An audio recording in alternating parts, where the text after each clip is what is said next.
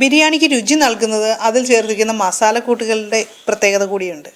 നമുക്ക് ബിരിയാണി മസാല നമുക്ക് എങ്ങനെ വീട്ടിലുണ്ടാക്കാമെന്ന് നമുക്ക് നോക്കാം. അതിനാവശ്യമുള്ള സാധനങ്ങൾ എന്തൊക്കെയാണെന്ന് ഞാൻ പറയാം.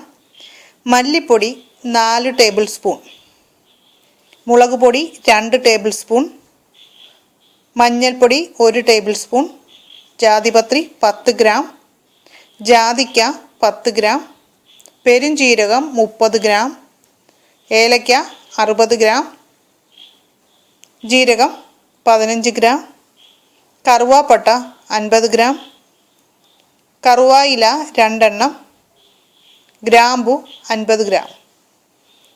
ഇവയെല്ലാം ചെറുതായിട്ട് ചൂടാക്കി പൊടിച്ച് സൂക്ഷിക്കാവുന്നതാണ്. നല്ലതായിട്ട് കഴുകി തുടച്ച് ടിന്നിൽ നമുക്ക് ഈ പൊടിയിട്ട് സൂക്ഷിക്കാം. ബിരിയാണി തയ്യാറാക്കുമ്പോൾ ആവശ്യാനുസരണം നമുക്ക് ഉപയോഗിക്കാവുന്നതാണ്.